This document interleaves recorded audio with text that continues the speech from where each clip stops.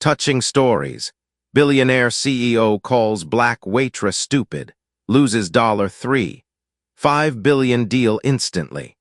The air in the Four Seasons Beverly Hills ballroom was thick with anticipation, the hum of quiet conversations barely cutting through the soft jazz that floated from a live band in the corner. A place where the world's most powerful people gathered to make deals, shake hands, and sign contracts that could change the future. It was meant to be a night like any other, one where business would flow smoothly, drinks would be poured, and guests would eat in relative peace. But everything changed in an instant. Naomi Ellis, a 26-year-old waitress, moved quietly between the tables, her soft footsteps barely making a sound on the marble floors. She was dressed in the uniform of the elite hotel, black, crisp, and precise. The delicate movements of her hands, graceful as she offered refills, placed glasses, and adjusted plates, had become second nature. Naomi had worked in upscale restaurants before, but this particular dinner, was different. Tonight wasn't just about serving food and drinks. It was about something deeper. She had a front row seat to watch the machinations of the rich and powerful, and she had learned more in the last few months than she could have ever imagined. She wasn't at the Four Seasons out of necessity. Naomi didn't need the money. She had worked 3 jobs at one point to support her adopted brother, Elijah, but this was something she had chosen. She wanted to be here, watching, learning. She knew that the world of the powerful wasn't just about business deals. It was about power, influence, and the way people treated each other when they thought no one was watching. Tonight's dinner had the kind of weight that only a billionaire like Elliot Strauss could bring. The room was filled with venture capitalists, media moguls, and a few well-known figures from the political world. At the center of it all, sitting at table 1, was Charles Drake, the CEO of Drake Nova Technologies. A man who had built his fortune through ruthless tactics, a man who didn't believe in kindness or compromise. He believed in winning, and to him, winning meant dominating everyone around him. People were either tools to be used or obstacles to be removed. His reputation preceded him, cold, calculated, and unforgiving. And yet tonight, Charles Drake's world was about to come crashing down. Naomi had seen him before, of course. The sharp suits, the overconfident posture, the way he commanded attention without saying a word. But she had never been in a position like this, standing at the table of a man who thought the world revolved around him. It was at that table where everything changed. As Naomi approached the table to pour wine, she felt the tension in the air. The room was buzzing with whispers about a potential $5 billion deal between Strauss Holdings and Drake Nova. The kind of deal that could make or break careers, reshape industries, and solidify reputations. Naomi wasn't part of the conversation, of course. She was just the server, the invisible person who flitted between the tables, unnoticed and unimportant. But tonight she would be seen. Tonight she would be the one who would turn the tide. She moved with practiced precision, her hand steady as she poured the Bordeaux into Charles Drake's glass. The wine flowed smoothly, the deep red liquid catching the light of the chandeliers above. Everything was going as it should until, with one small, accidental tilt, the glass tipped over. The wine spilled slowly, deliberately, like fate itself had guided its path. Charles Drake's expensive suit jacket took the brunt of the spill. The red liquid splashed against the pristine fabric, a stark contrast against the white tablecloth beneath. Naomi's heart skipped a beat as she saw the droplets land on his monogrammed cuff. Instinctively, she reached for a napkin, apologizing softly. "I'm so sorry, sir," she said, her voice steady despite the knot forming in her stomach. This was a mistake, an accident, but in this world, even small mistakes could lead to catastrophic consequences. She had worked in high-end restaurants long enough to know that. But what happened next was something Naomi could never have predicted. Charles Drake didn't flinch. He didn't offer a polite word of reassurance or even acknowledge that it was a mistake. Instead, he looked at her as if she were beneath him, a mere servant. His voice, low and cold, cut through the air like a blade. "Don't touch me, you stupid black girl," he spat. The words hung in the air, heavy and sharp. It wasn't just the insult. It was the venom in his tone, the way he said it, as if he were addressing an inferior, as if Naomi was nothing more than a cog in his machine, someone to be dismissed without a second thought. The room fell silent, all eyes turning toward Naomi and the CEO who had just let his true nature show. For a moment, no one moved. The soft jazz music seemed to fade and the clinking of silverware stopped. Everyone was frozen, caught in the strange moment of disbelief. Naomi stood still, napkin in hand, eyes lowered but not broken. She didn't apologize again. She didn't cry. She didn't show weakness. There was no need to.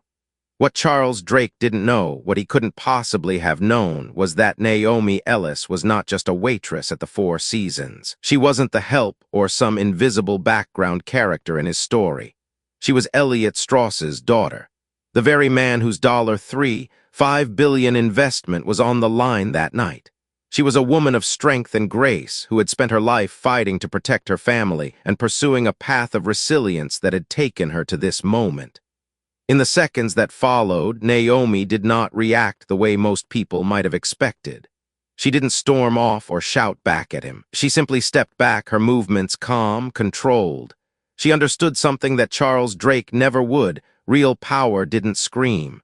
Real power was quiet, calculated, and knew when to rise.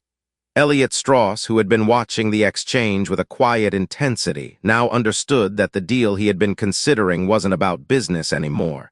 It was about character, and Charles Drake had just shown his true colors. The dinner continued, but the atmosphere had shifted. Charles Drake may have thought he had the upper hand, but in reality, it was Naomi Ellis who had all the power now. As the night unfolded, her silence would speak louder than any words Charles could muster. This was a lesson that the billionaire CEO was about to learn, and it would cost him far more than he could have ever imagined. Naomi Ellis stood still, her hands carefully holding the napkin that she had used to blot the wine from Charles Drake's jacket.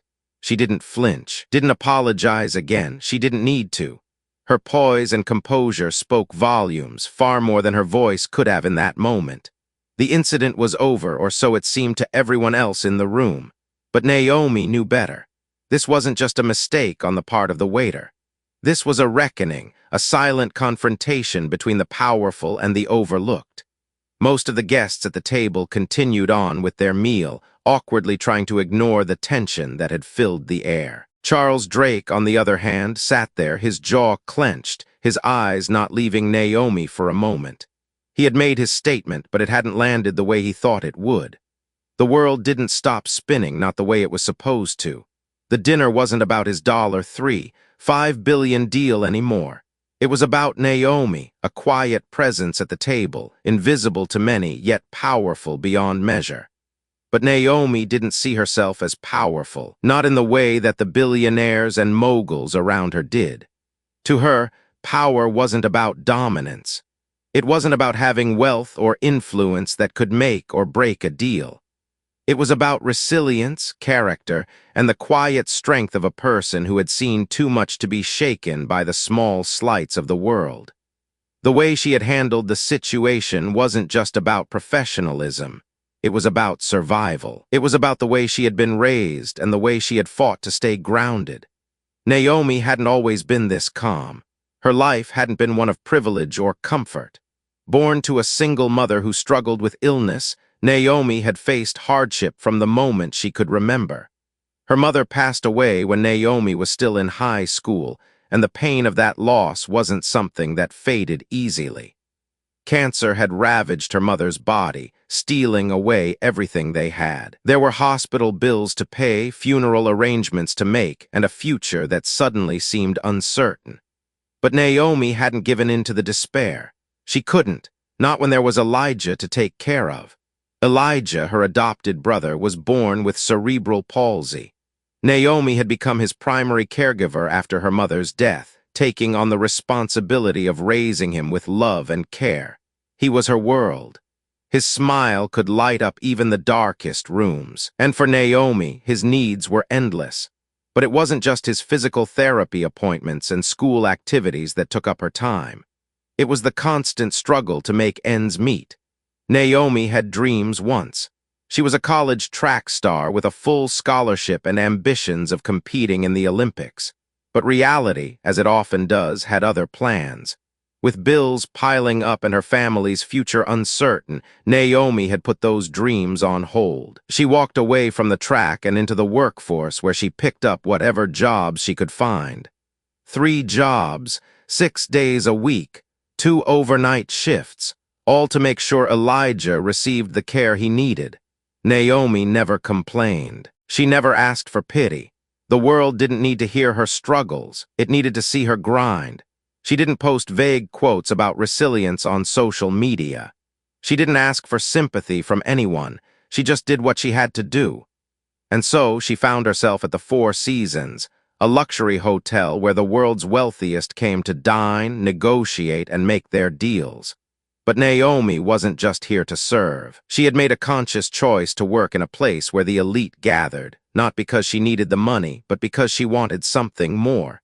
She wanted insight. She wanted access. She wanted to learn how power moved behind closed doors. She wanted to observe how people who had everything treated those who had nothing. It was a deliberate choice on her part. While others might have turned down jobs like this, Naomi knew the value of being in the room. She had learned to observe, to understand the subtle power dynamics that played out in every conversation, every deal. She understood the weight of a handshake, the importance of a smile, and the way certain people used silence as a weapon. Naomi wasn't just biding her time. She was learning. She was preparing. When the incident with Charles Drake occurred, it wasn't just a mistake on his part. It was a moment that revealed who he truly was. His arrogance, his belief that people were nothing more than tools for him to manipulate, was laid bare for everyone to see. And Naomi, in that moment, wasn't just a waitress. She wasn't invisible. She was a woman of immense value, a woman whose character was unshakable, whose resilience had been forged through years of hardship. Naomi's ability to remain composed in the face of such an insult wasn't born out of fear. It wasn't because she was afraid of Drake or the powerful men around him. It was because she understood something they didn't. Real power wasn't about dominating the room. It wasn't about yelling or intimidating others into submission. It was about staying calm, holding your ground, and letting your actions speak for you. Naomi had learned this the hard way. She had learned to be strong even when the world around her seemed to be crumbling. She didn't react the way most people would have expected. She didn't get angry. She didn't shout back. She didn't allow herself to be diminished by Drake's words. Instead, she stood still, her eyes downcast but her heart steady. She knew that reacting in anger would only give Drake the power he craved. So she remained silent. She chose not to engage with him on his level. She chose to be better than that. In the silence that followed, Naomi understood something profound. Her strength was in her stillness. It was in her refusal to let his words define her. As the dinner continued, Naomi resumed her role as a waitress, moving around the table with quiet precision, her movements graceful and measured. She didn't need to speak. Her actions spoke louder than any words ever could. The guests at the table began to shift uneasily in their seats. The tension in the room was palpable, but Naomi remained unshaken. She was no longer the background character. In that moment, she had become the central figure in the story. And the man who had once believed he held all the power was about to lose everything. Naomi Ellis wasn't just a waitress. She was a woman who had fought through hardship, who had survived when others would have given up, and who had learned the value of dignity, character, and grace. She had learned that power wasn't about who you were, but about how you treated those around you. And Charles Drake, for all his wealth and influence, had just learned the most expensive lesson of his life. The incident had left an indelible mark on the room, a quiet tension hanging in the air like a storm cloud waiting to break. Naomi Ellis had turned the tables with nothing more than a look, a calm response, and the quiet dignity of someone who understood that strength doesn't always come with noise. But while Naomi stood still, her movements composed, there was another presence in the room who was watching more closely than anyone could have anticipated. Elliot Strauss. Elliot was no ordinary investor. At 72, he had built a reputation as a quiet powerhouse, A man whose influence was never loud but whose decisions carried immense weight. He had seen it all in his life, wars, betrayals, and failures. But what made Elliot dangerous wasn't his financial acumen or the billions he managed. It was his ability to observe, to wait for the right moment, and then to act with a precision that few could rival. And tonight, as he sat across from Charles Drake at the Four Seasons, he was doing what he did best, watching. Elliot had lived through times that could break most men. Born in post-war Berlin, he had been raised by a mother who had survived unimaginable horrors. From her, he learned the value of silence. In a world full of noise, silence was often the sharpest tool you could wield. It wasn't weakness, it was strength in reserve. And Elliot's mother had taught him something even more valuable. People always reveal who they truly are when they think no one important is watching. Tonight he was watching. When Naomi had been insulted, it wasn't just about the words. It was about the way Charles Drake had said them. It was about the power dynamic that was so blatantly on display. The arrogance, the disregard for someone he saw as inconsequential, someone he thought didn't matter. But Naomi did matter. Elliot knew that. He had seen that quiet strength in her the moment she had walked into the room, and he wasn't about to let that moment slip by unnoticed. Elliot had spent years observing people, understanding how power moved, how it could be built, and how it could be lost. He knew Charles Drake was someone who saw people as pawns in a game of business, someone who treated others as if their value was tied solely to their usefulness. But Elliot had also learned that when someone showed their true character, you had to be ready to make a decision. Tonight, that decision would come sooner than anyone could have anticipated. Elliot's eyes never left Naomi after the insult. He had watched her remain calm in the face of adversity, her composed silence speaking louder than any defense she could have made. To most people, Naomi would have seemed like just another member of the service staff, someone who moved through the room without ever being noticed. But not to Elliot. He saw her for who she truly was, a woman with dignity, a woman with a story, and someone who, in that moment, had shown more strength than Charles Drake ever could. As the dinner carried on, the energy in the room had shifted. Conversations were strained, forced. People tried to brush the moment off, returning to their wine glasses and plates, but it was clear that something had changed. Charles Drake, once so confident, now seemed rattled. His attempts to steer the conversation back to business came off as hollow, his words cutting through the air without the weight they once carried. His usual arrogance had lost its edge. The room wasn't buying what he was selling anymore. Elliot Strauss, however, remained still, his hands folded in front of him, watching it all unfold. He wasn't in a rush to make his move. He knew that power wasn't about forcing a situation. It was about letting it play out until the right moment arrived. And that moment was drawing nearer. Naomi's actions had already spoken volumes. Her grace under pressure had already made an impression on everyone in the room, but it wasn't until Elliot made his move that the true scale of what had happened began to settle in. The dinner wasn't just a social gathering anymore. It wasn't just about a business deal. It had become a battleground for something more: respect, dignity, and the way power was wielded in the most subtle of ways. As the evening wore on, Elliot observed how Charles Drake attempted to regain control. He tried to steer the conversation back to his pitch, pushing his business strategy with an urgency that felt forced. But no one seemed to be listening. Elliot could see it in their eyes. They were watching Drake, yes, but they were also waiting for him to fail. Elliot was no stranger to the high-stakes nature of these dinners. He had been at tables like this many times before, but tonight was different. The tension in the air wasn't just about the deal anymore. It was about Charles Drake's character, and Elliot knew that the deal wasn't the only thing on the line. There was something bigger at stake, the integrity of a man who thought he was untouchable. As Elliot leaned back in his chair, his mind was already working through the consequences. He had made his decision long before anyone else at the table had even processed the weight of the situation. Charles Drake had crossed a line. He had shown the world who he truly was, and that moment of disrespect was not something that could be swept under the rug. Elliot knew that. He also knew that Naomi, in her quiet strength, had already taken control of the room. She had stood up to the powerful forces around her, not with anger or words, but with silence and grace.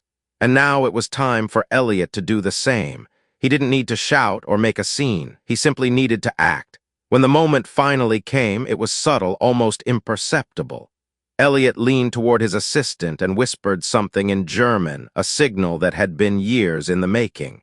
He wasn't speaking in a language to hide his thoughts. He was simply reinforcing the moment. There was no need for grand speeches. The room had already understood. As the final course arrived, Elliot watched as Charles Drake continued to push his pitch, oblivious to the unraveling of his empire. But it was no longer about business. It was about the way Charles Drake had treated Naomi and the way everyone in the room had witnessed it. And Elliot Strauss, who had been quiet up until this point, was now ready to make his move. As the night drew on, the Four Seasons ballroom continued to buzz with the sound of silverware clinking, glasses being refilled, and half-hearted chatter. But for those who had witnessed the moment between Naomi and Charles Drake, the evening had shifted in a way they couldn't ignore. The gleam of wealth and the sophistication of the venue suddenly felt shallow, and the undercurrents of power and control felt more pronounced. Every move was being watched, by Naomi, by the guests, and, most significantly, by Elliot Strauss. Elliot knew that the moment had arrived. The time to act was now. He had given Charles Drake enough rope to hang himself, had allowed the billionaire CEO to dig his own grave with his arrogance.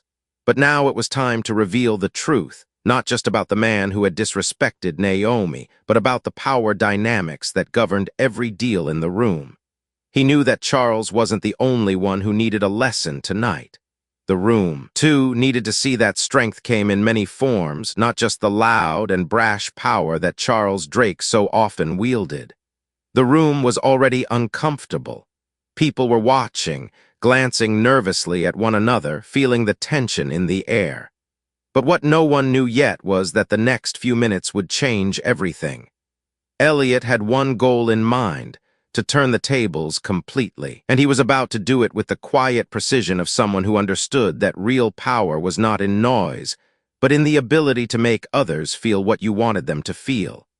Naomi had been, in her own way, teaching everyone in the room the kind of power that was often overlooked, the strength that came with silence, the quiet grace that was sometimes mistaken for weakness but was, in reality, a force more dangerous than any display of loud power. And now, Elliot was going to make sure that Naomi's strength was recognized by everyone in the room, especially Charles Drake. As the evening went on, the last course was being served. Naomi moved around the table with the same quiet efficiency she had displayed all night, but there was something different now. She wasn't just going through the motions. She was aware that she was being watched, and she knew that her actions had an impact. Every step she took was deliberate, every movement calculated to show the dignity she carried with her, regardless of how others might try to diminish it. Elliot sat across from Charles, his gaze never straying far from Naomi as she made her way around the table. He watched as Charles leaned in, speaking to the people around him in a manner that was no longer confident but desperate. He was trying to salvage something, anything, from the wreckage of the evening. But Elliot knew that the damage had already been done. Charles had shown his true colors, and no amount of bluster or business talk could erase the ugliness of what had been exposed. Then, in a quiet, almost imperceptible move, Elliot made his decision. It was time. He looked over at Naomi, who was placing the last plate on the table, and nodded slightly. It was a signal, a moment of recognition between them. Naomi didn't need words, she understood. Elliot's voice was calm, almost gentle as he addressed the room. He wasn't speaking loudly or forcefully. There was no need for theatrics. His presence alone commanded attention. "Mr. Drake," Elliot began, his tone steady, his eyes locked onto the CEO. "Before we move forward with any further discussions, there's someone I'd like you to meet properly." Charles, who had been attempting to regain his composure with a forced smile, frowned slightly at the unexpected interruption. He glanced around the table, unsure of what was happening. He was clearly rattled, but his pride refused to let him show it. He straightened up, adjusting his jacket, and then gave a nod. "Of course," he said, his voice a little too quick. "Who are you referring to, one of your VPs or counsel?" Elliot didn't respond immediately. He simply raised one hand, gesturing toward the far side of the room. Naomi, who had been quietly making her way back toward the kitchen, turned around. This time, she wasn't carrying a tray or wearing her apron. She was dressed in a tailored blazer, navy blue, soft shoulders, and flats, attire that was suited for a leader, not a server. She stepped forward, walking toward the table with the quiet confidence of someone who had nothing to hide and everything to reveal. As Naomi approached the table, there was a palpable shift in the air. The whispers stopped. Eyes widened. The guests at the table, who had been trying to understand the tension that had been building all evening, suddenly realized what was happening. Naomi wasn't just another member of the staff. She wasn't just a waitress. She was the woman Elliot Strauss had raised, the woman who had just shown them what true strength and dignity looked like. Elliot turned to Charles Drake, who still looked confused. "This," Elliot said, resting a hand gently on Naomi's shoulder, "is Naomi Ellis, my daughter." The room fell silent. Charles blinked twice, his mouth opening and closing in disbelief. The words didn't seem to register at first. He had insulted her. He had belittled her, and now she was standing in front of him, not as someone to be dismissed, but as someone of immense value, someone who commanded the respect of everyone in the room. The realization hit him slowly, like a hammer to the chest, but by the time he fully understood, it was already too late. Naomi stood tall, her chin lifted, her posture unwavering. She didn't gloat. She didn't revel in the moment. She simply stood there, calm and composed, her presence alone enough to convey everything that needed to be said. Elliot continued, his voice still calm but now carrying the weight of years of experience. Naomi was adopted at the age of 7. She chose to keep her birth name, and though she could have had any job, she chose to work here, at this hotel. Not because she needed the money, but because she wanted to understand how power really works. Not from the top down, but from the ground up. She wanted to see firsthand how those with power treat those they believe are beneath them. Charles, still struggling to comprehend the gravity of what was happening, finally found his voice, but it was no longer the confident, commanding tone it had been earlier. I didn't know." Elliot nodded, his eyes never leaving Charles's face. "Of course you didn't," he said softly. "Because people like you never look beyond the surface. You never bother to understand the value of the people you dismiss. But tonight, Charles, you've learned a lesson, one you won't soon forget." The room was electric with realization. Naomi had been the centerpiece of the evening, not as the server, but as the one who had quietly commanded respect from the moment she stepped into the room. The deal that Charles Drake had been hoping to close was now out of his reach. Not because of anything to do with business, but because of the way he had treated another human being. And Elliot Strauss, by revealing Naomi's true identity, had made sure everyone knew who the real power in the room was. The revelation had sent shockwaves through the room. For those present, the evening had gone from a high-stakes business deal to an explosive moment that would be talked about for years to come. Charles Drake, a man who had built his empire on control and dominance, was now facing the consequences of his own arrogance. His carefully curated image as a ruthless and strategic CEO was starting to crack. And it was all happening in front of an audience that included some of the most powerful people in the room. And at the center of it all was Naomi Ellis, a woman who had been underestimated, belittled, and dismissed, but who had just proven that strength, dignity, and character would ultimately win the day. Charles Drake, still reeling from the shock, sat at the head of the table, his face turning pale as the weight of the situation finally began to sink in. His mind raced, trying to find a way to salvage the evening, but the damage had already been done. The room was no longer listening to him. His reputation had been shattered by one careless remark, one moment of pure prejudice that had exposed him for who he really was. A man who saw people as tools, not human beings. Elliot Strauss, meanwhile, sat quietly, his hands folded in front of him, observing everything with the calm demeanor of someone who had seen far worse. He didn't need to say much. The message had already been sent. Naomi Ellis wasn't just a woman who had earned his respect. She was a woman who had taught the room a valuable lesson, not by raising her voice or seeking revenge, but by showing grace under pressure. By not allowing Charles Drake's cruelty to define her, Naomi had taken the power back from the man who thought he controlled everything. As the dinner progressed, there was an undeniable shift in the atmosphere. The guests, who had previously been preoccupied with the potential deal, were now whispering among themselves, exchanging glances and trying to make sense of what had just transpired. Some were looking at Charles Drake with a mixture of sympathy and disdain, while others were openly admiring Naomi for her composure and strength. No one could ignore the fact that this had become something more than just a business dinner. It was a statement, a reckoning that couldn't be ignored. Charles, for his part, tried to continue the evening as if nothing had happened. He cleared his throat and attempted to regain his confidence. "As I was saying," he began, his voice shaking slightly, "the deal we're discussing tonight is one of incredible opportunity for both parties. Drake Nova has been on the cutting edge of technology for years, and with your investment we could." But his words fell flat. His voice lacked the conviction it once held. The room wasn't buying it.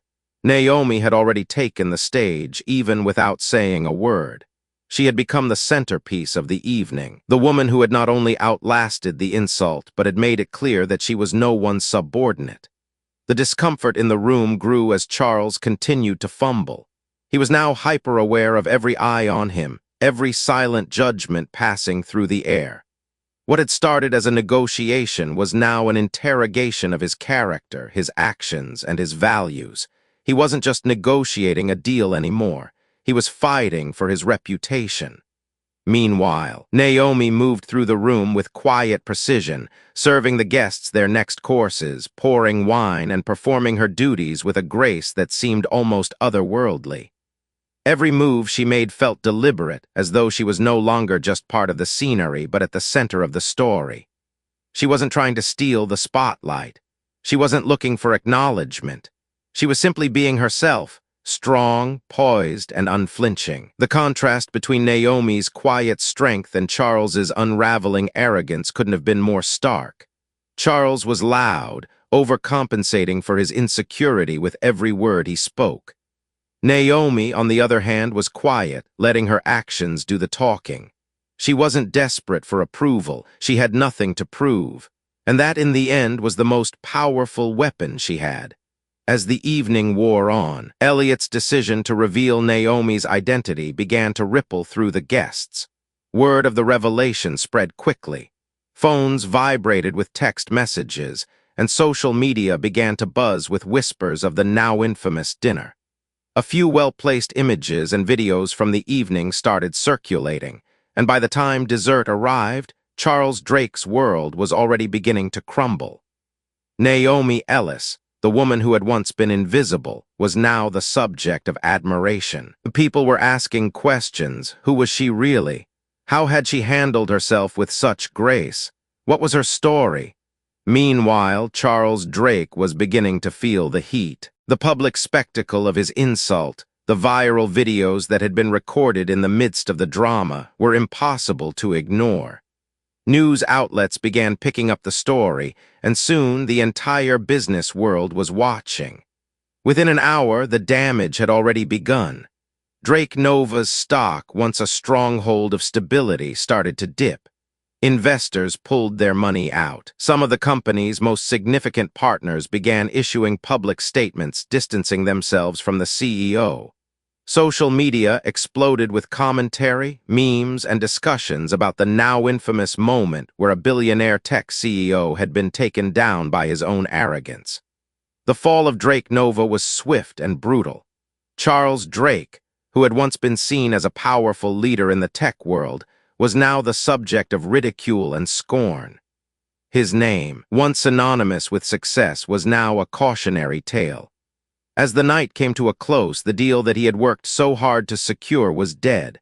It wasn't because of the numbers or the business strategy. It was because Charles Drake had failed the simplest test of character, respect for others. The guests began to filter out of the room, some of them shaking their heads, others quietly discussing the fallout. Naomi, meanwhile, remained composed. She didn't celebrate or gloat. She didn't need to. She had already won. She had shown the room what true leadership looked like, not in the form of flashy presentations or ruthless deals, but in the quiet strength that comes from being secure in who you are, no matter how others treat you. And as for Charles Drake, he was left to face the consequences of his actions. The board of directors at Drake Nova convened almost immediately after the dinner, and by the morning, Charles had been suspended. His access to company servers was revoked, and within hours, he was no longer the CEO of the company he had spent years building. The deal with Strauss Holdings was officially off, and the collapse of Drake Nova had begun. For Naomi, this was just the beginning. The world now knew who she was, and it wasn't as a waitress or the help. She was Naomi Ellis, a woman who had risen from adversity, who had shown what it meant to have integrity and grace in the face of disrespect. She wasn't just a part of the story anymore. She was the story.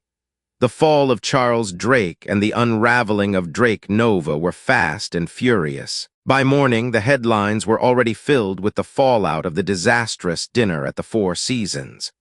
The viral video of Drake's humiliating insult to Naomi Ellis had spread like wildfire. Social media had exploded with commentary, memes, and outrage. The story was everywhere.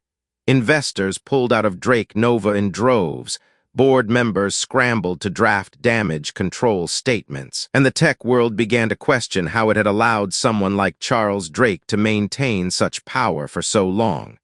But while the world watched as Charles Drake's empire crumbled, Naomi Ellis was stepping into a new life, one that had been quietly waiting for her just beyond the world of luxury hotel service and corporate deals. The morning after the dinner, Naomi had received a call from Elliot Strauss. As expected, it wasn't just a conversation about the dinner and the deal. It was about her future.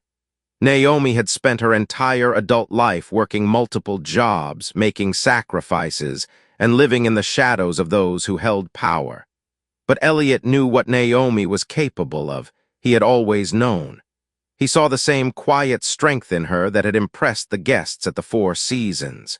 He recognized that she was more than capable of handling leadership, of making real decisions, and of guiding the direction of his empire. So he made a decision that would change her life forever. "Naomi," Elliot said, his voice steady as always, "I want you to come work for me, but not as a consultant, not as a background player. I want you to be a leader in my company. I'm creating a position for you, Director of Corporate Humanity.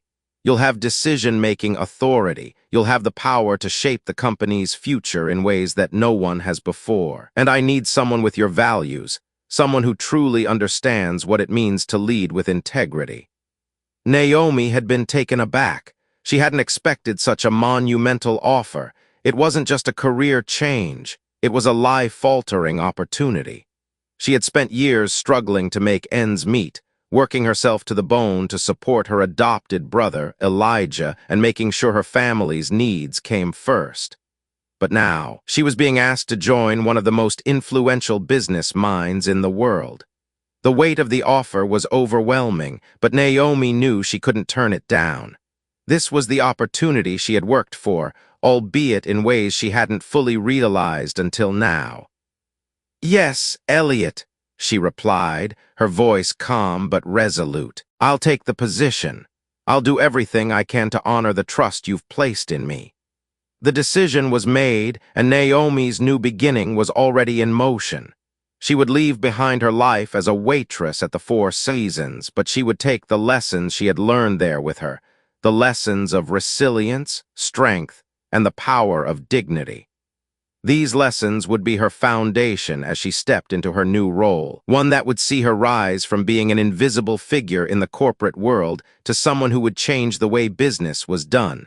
starting from the top down. That afternoon, Naomi walked into Strauss Holdings headquarters for the first time, no longer in her uniform, no longer serving others. She wore a tailored blazer, dark and professional, her hair pulled back in a sleek bun. As she entered the building, she felt the weight of her new role settle in. The office was sleek and modern, with floor-to-ceiling windows that overlooked the city skyline. But it wasn't the building or the amenities that made Naomi pause. It was the sense of possibility, the feeling that she was now in control of her future. As she walked through the corridors of Strauss Holdings, she was greeted by her new colleagues. Some of them had worked with Elliot for years, while others were recent hires. But what struck Naomi the most was the respect that was immediately shown to her. No one treated her like she was just an assistant or a support role. They recognized her authority. They knew that Naomi had earned her position, and they could see the quiet confidence in her eyes. When Naomi entered her new office, she was greeted by a new nameplate on her desk: Naomi Ellis, Director of Corporate Humanity. It was a simple title, but one that carried great weight. It wasn't just a job, it was a call to action. Naomi knew she had the power to reshape corporate culture, to influence the direction of the company in ways that could create a more inclusive, humane, and ethical business model. As she sat down at her desk for the first time, Naomi took a deep breath. The calls, the chaos, the whirlwind of headlines, it was all part of the transition. But she knew that she was ready. She had spent years working on the ground floor, watching how power moved, seeing how decisions were made behind closed doors. Now, she was going to make those decisions, and she was going to make them with the kind of integrity that Charles Drake had lacked. Later that afternoon, Naomi was scheduled for a company-wide live stream. Employees from San Francisco to Singapore tuned in to hear her speak for the first time as the new director of corporate humanity. Naomi had always preferred to keep her thoughts private, but this moment was different. This was her chance to lay the foundation for the kind of company she wanted to help create, a company that valued people, not just profits. When Naomi stepped up to the microphone, there was a stillness in the room. Everyone waited for her to speak. She wasn't just another corporate executive. She was a symbol of change, of hope, and of what was possible when integrity and character led the way. Yesterday, Naomi began, I was called stupid, not because I made a mistake, but because someone believed their title made them more human than me. There was a quiet murmur from the employees watching. Naomi didn't flinch. She had already shown the world her strength, and now she was ready to speak her truth. I said nothing in that moment, she continued, but today I choose to speak. Today I choose to remind everyone here that strength is not defined by titles. It's not defined by how much money you make or what position you hold. It's defined by how you treat others. And as your director of corporate humanity, I believe every role deserves dignity. Every title deserves accountability, and every voice, especially the quiet ones, deserves to be heard. The room erupted in applause. It wasn't polite corporate applause. It was real. People were standing, clapping, cheering. Naomi's words resonated deeply with them. They weren't just hearing a speech, they were hearing a call to action. Naomi wasn't just stepping into a new role, she was leading a movement. As the applause died down, Naomi's voice remained steady. I didn't take this seat because I wanted power. I took it because I believe in what we can do together, and I intend to honor that trust every single day. For the first time in a long while, Naomi felt the weight of her journey lift. She wasn't just surviving anymore, she was thriving. She wasn't just serving the powerful, she was becoming one of them, and she would change the world along the way. The announcement of Naomi's new position at Strauss Holdings spread like wildfire. Her speech during the company-wide live stream had struck a chord, not just with her colleagues at Strauss, but with people around the world. Social media erupted with praise, admiration, and support. News outlets began covering the story in full, dissecting every detail, and the viral video of Charles Drake's disrespect toward her became a symbol of the larger societal conversation about power, privilege, and respect. What no one could have predicted was the ripple effect of Naomi's rise. This wasn't just about one woman overcoming adversity or one CEO's downfall. It was a pivotal moment that spoke to a much larger cultural shift that had been quietly brewing for years. Naomi Ellis had become an unexpected hero, someone who had shown that dignity and integrity could trump even the most powerful forces. And in doing so, she became a voice for the voiceless, a beacon for those who had been overlooked, underestimated, or outright dismissed. Elliot Strauss, who had long been a figure of silent strength and calculated power, knew that the public perception of Naomi would be key to shaping not only her future, but the future of Strauss Holdings. He had been watching as Naomi's message gained traction, and he knew the company could no longer afford to operate in the same way it always had. The corporate world had been changing for a while, but Naomi's quiet revolution had made it clear that the companies of the future would need to operate with greater empathy, inclusivity, and ethical responsibility. Elliot's next move was to transform his company's mission statement to reflect the new values he wanted to instill. With Naomi now in a position of influence, he knew it was time to make it clear to the world that Strauss Holdings would lead by example, creating a workplace where employees, no matter their role or title, were treated with the utmost respect. Meanwhile, Naomi's day-to-day role as Director of Corporate Humanity wasn't just about making speeches or crafting lofty ideals. It was about tangible, impactful change. Naomi quickly got to work implementing programs that would support employees at every level. She introduced leadership training that focused on empathy, decision-making with integrity, and diversity in management. She created employee support networks that focused on mental health, wellness, and family support, programs that had been sorely lacking in the corporate world for years. Her initiatives were immediately met with enthusiasm from the employees, many of whom had never seen such a shift in a corporate environment. Naomi was making the kind of changes that would have a lasting impact on the culture of Strauss Holdings, but more importantly, she was showing the world that a company could be successful and humane.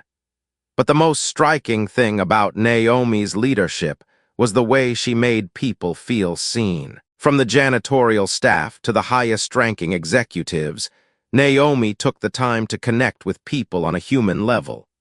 She made a point of learning everyone's name, listening to their stories, and taking a genuine interest in their lives. She made it clear that she valued their contributions, no matter how small they seemed. And in return, her employees responded with an overwhelming sense of loyalty and respect. The sense of trust she cultivated began to permeate every aspect of the company. As the months went by, employee satisfaction soared, and productivity followed suit. Naomi's actions were reverberating beyond the walls of Strauss Holdings. Her story had inspired a broader movement, with companies across the globe starting to examine their own corporate cultures. People began to demand more accountability, transparency, and respect from the organizations they worked for. They wanted leaders who didn't just talk about values but lived them. Naomi became the model of the leader people wanted, someone who led with empathy and authenticity. As the world began to take notice, others in powerful positions began to ask themselves, could they lead like Naomi? Meanwhile, the fallout from Charles Drake's public disgrace continued to intensify. Drake Nova's stock plummeted further, and within weeks, the company's board voted to remove him from his position as CEO. In the wake of his departure, many of Drake Nova's employees began to make the decision to leave as well. Former top executives, who had followed Drake's lead for years, suddenly found themselves searching for companies with a stronger ethical compass. Several of them reached out to Strauss Holdings, eager to join a company that was now seen as a beacon of change. As the new year began, Elliot and Naomi discussed how to further solidify Strauss Holdings as a global leader in ethical business practices. They made the decision to launch a new initiative that would focus on corporate transparency, and environmental responsibility. The company would begin to disclose every step of their production process, from sourcing materials to manufacturing, with the goal of ensuring that every part of their supply chain was ethical and sustainable. This wasn't just about corporate image. It was about doing what was right for the planet and its people. Naomi played a pivotal role in shaping this initiative, and soon Strauss Holdings became known not only for its forward-thinking technology, but for its commitment to making the world a better place. The success of Strauss Holdings was undeniable. The company's stock rose steadily as it became clear that this new direction was paying off. And with Naomi at the helm of the corporate humanity division, the company's reputation for integrity became an integral part of its brand. The more she worked, the more she inspired others to follow in her footsteps. Her leadership was based on a simple yet profound philosophy: treat others as you would want to be treated. It was a philosophy that resonated with so many, and it was one that Naomi continued to champion as she worked to steer the company toward a brighter, more ethical future. On a personal level, Naomi had come a long way from the woman who had walked into the Four Seasons as a waitress, hoping to observe and learn. She was now a powerful leader, respected by her peers, admired by her colleagues, and loved by her family. She had found a balance between her work and her personal life, something she had struggled with for years. And while the path that had brought her here had been fraught with challenges, Naomi knew that every hardship had shaped her into the person she had become. She had turned adversity into opportunity, and now she was leading by example. Her success wasn't just about climbing the corporate ladder. It was about creating a ripple effect that would touch countless lives. The impact of Naomi's leadership would be felt for generations to come, not just within Strauss Holdings, but across the world. She had proven that the most powerful leaders were not the ones who screamed the loudest, but the ones who listened the hardest, the ones who cared the most, and the ones who led with integrity. As Naomi sat in her office looking out at the city skyline, she knew that the journey had only just begun. There was still so much work to be done, so many lives to touch, and so many systems to change. But for the first time in her life, Naomi felt confident that she was on the right path, the path that would change the world one decision at a time. As the months passed, Naomi Ellis became a figurehead for ethical leadership in the corporate world. Strauss Holdings continued to rise in prominence, gaining recognition not just for its technological innovations, but for its unwavering commitment to corporate integrity.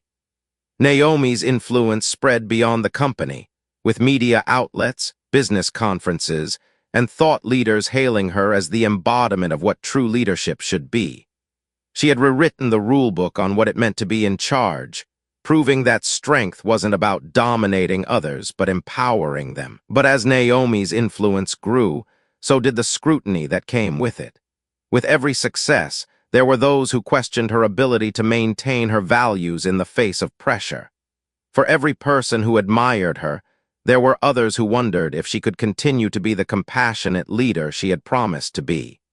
Could Naomi truly stay true to her ideals when faced with the hardest challenges?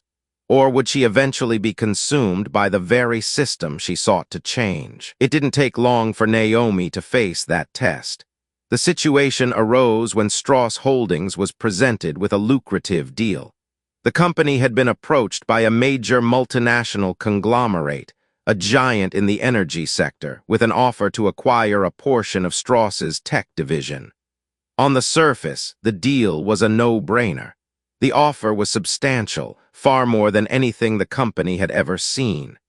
The financial benefits were clear, and the partnership could accelerate Strauss Holdings' growth, positioning it as an even more dominant force in the industry. However, as Naomi and Elliot began to dive deeper into the terms of the deal, they realized that there was a catch.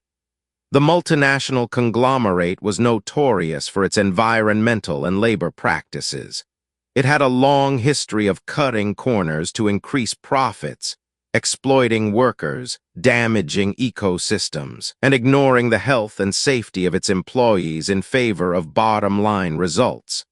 Despite the immense financial upside, this partnership posed a direct threat to the ethical framework that Naomi had worked so hard to build. It was a moral conundrum she hadn't anticipated.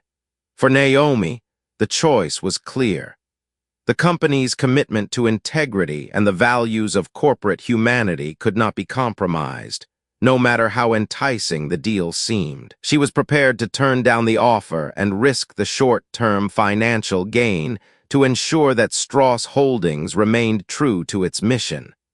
But the pressure was mounting. Investors, who had seen their stock rise steadily under Naomi's leadership, were eager to see growth continue at an even faster pace.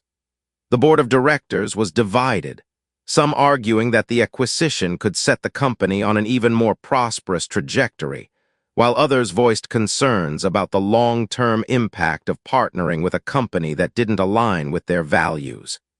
Even Elliot, who had always been a steady hand guiding Naomi through tough decisions, found himself questioning what was best for the future of the company. The board meeting to discuss the deal was set for the following week, and Naomi knew that her decision would be scrutinized from every angle. The room would be filled with stakeholders who had entrusted her to make the right choice. She could feel the weight of the decision bearing down on her, and for the first time in a long while, Naomi found herself questioning her own resolve. Could she afford to turn down such an enormous opportunity? What would it mean for the future of Strauss Holdings? The company had grown thanks to its commitment to ethical practices, but was she willing to risk its future for the sake of principles? In the days leading up to the meeting, Naomi took long walks through the city, reflecting on the choices she had made. She thought about the people who had supported her journey, her adopted brother, Elijah, who had always been her driving force, her mother, whose untimely death had fueled her determination to succeed, and Elliot, who had believed in her even when she hadn't believed in herself.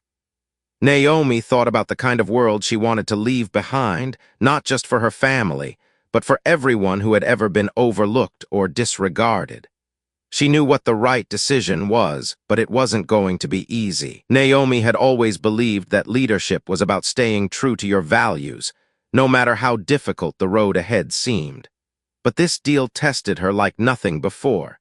If she walked away from the offer, would it send the message that integrity was more important than growth? Or would it be seen as a missed opportunity, a sign of weakness in a business world that revered power and expansion? The night before the board meeting, Naomi sat alone in her office, staring out the window at the lights of the city. Her thoughts were interrupted by a soft knock on the door. She turned to see Elliot standing in the doorway, his expression unreadable. "Mind if I come in?" he asked, his voice low. Naomi nodded, gesturing for him to take a seat across from her. Elliot didn't speak immediately, instead allowing the silence to hang in the air between them. Naomi could sense that he was waiting for her to say something, to open up about the pressure she was feeling. After a long pause, Naomi spoke. "I don't know if I can do it, Elliot. I don't know if I can make this decision. I've worked so hard to build something that's based on doing the right thing, but what if doing the right thing means losing everything we've built?" Elliot studied her for a moment before replying. "You know, Naomi, the easy thing would be to take the deal. The money would come in, the stock would rise, and everything would look good on paper. But it wouldn't be right, and you know that. The hardest thing is often the right thing. I've watched you make decisions with integrity your whole life. It's what has made you the leader you are today. And I believe that whatever you choose, it'll be the right choice for you. Don't let the pressure of others cloud your judgment. Listen to your heart and trust that what you're doing is right." His words were exactly what Naomi needed to hear. The weight of the decision didn't feel as heavy anymore. She realized that this was the ultimate test of her character, not just as a leader, but as a person. Would she compromise her values for the sake of growth? Or would she stay true to the ideals she had worked so hard to establish? The next morning, Naomi walked into the board meeting with a newfound sense of clarity. She knew the decision she had to make, and she wasn't afraid to face the consequences.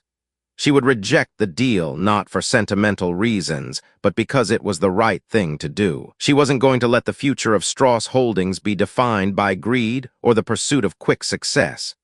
She was going to lead the company by the values that had brought her this far: respect, integrity, and the unwavering belief that doing what's right is always the best choice, even when the path is uncertain. The boardroom was heavy with tension as Naomi entered, the weight of her decision still fresh in her mind. The glass doors closed behind her with a soft click, and she found herself standing in front of a table full of faces, some hopeful, some skeptical, all of them waiting for her to speak. Naomi had known that the decision she was about to make would be no small matter, but as she surveyed the room, she couldn't help but feel a surge of confidence. She was no longer the woman who had worked in the background, observing from the sidelines.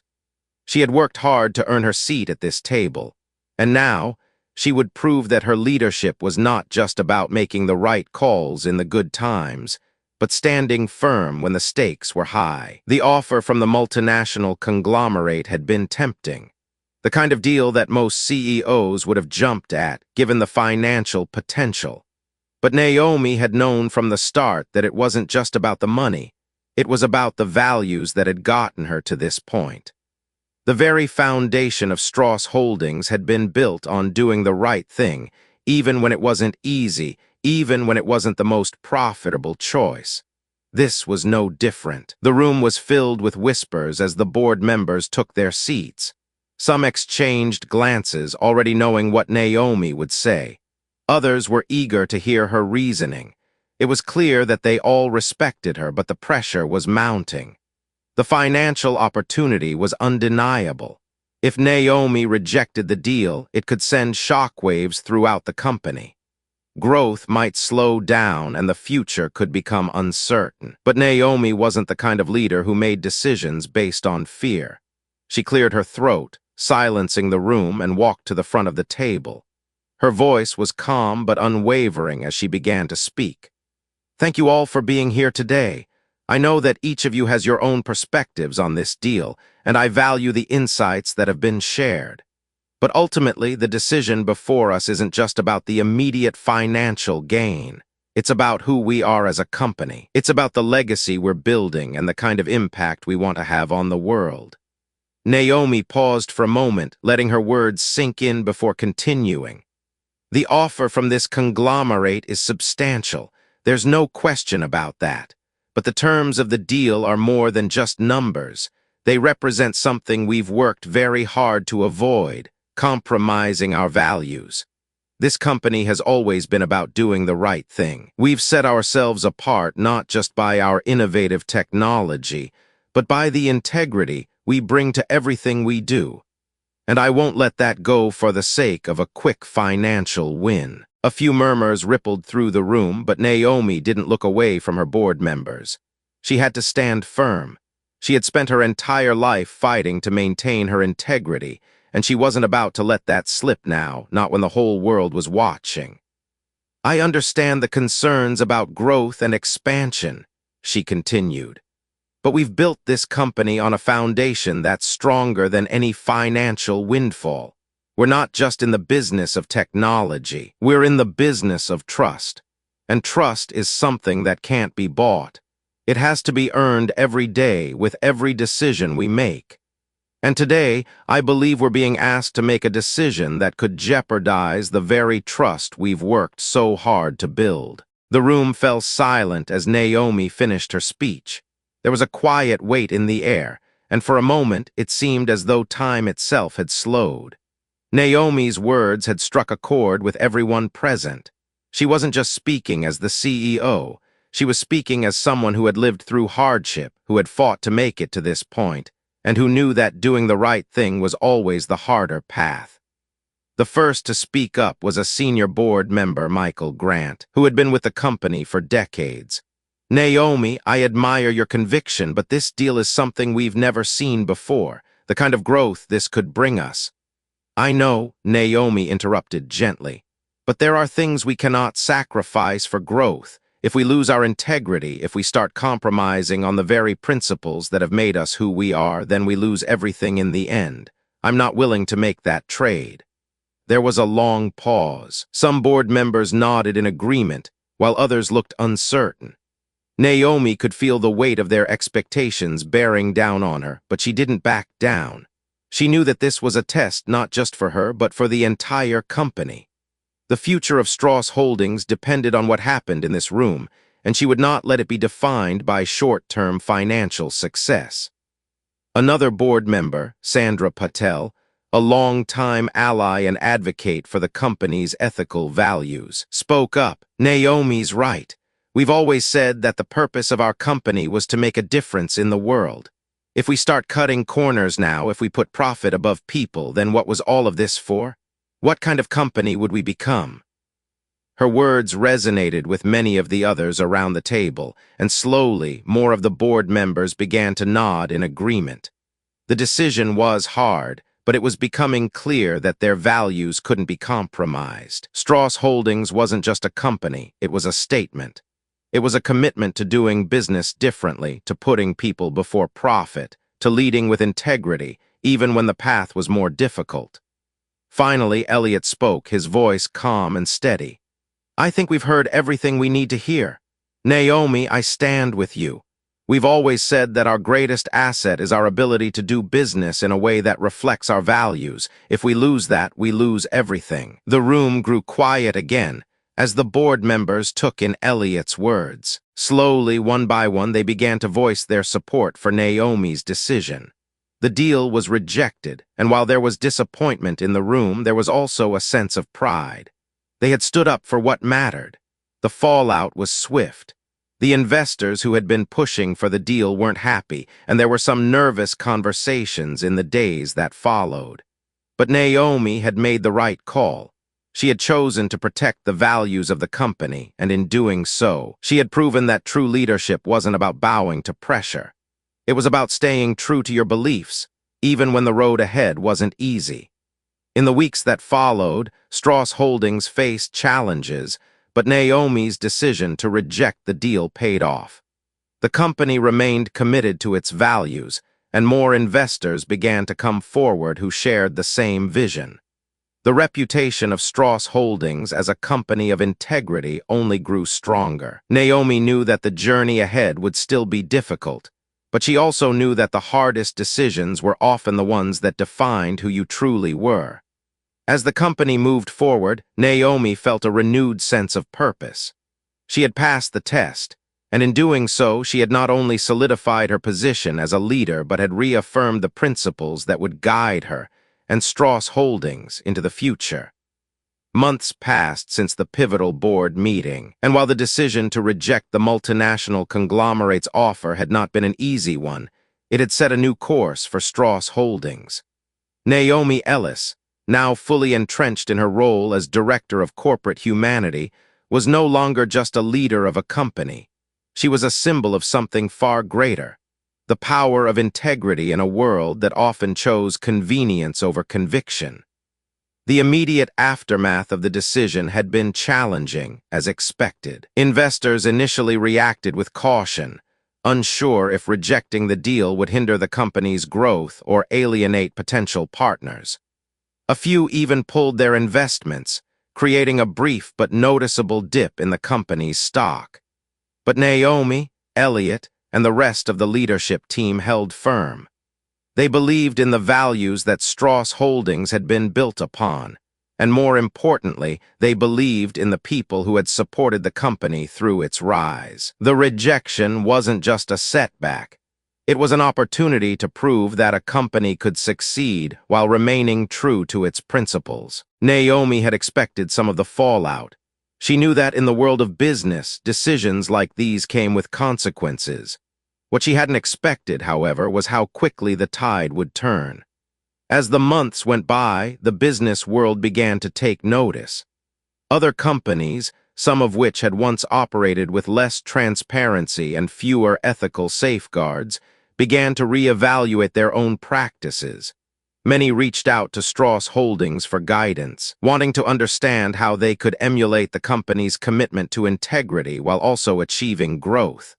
Naomi's vision of a more humane and ethical corporate world was no longer just a dream. It was starting to become a movement.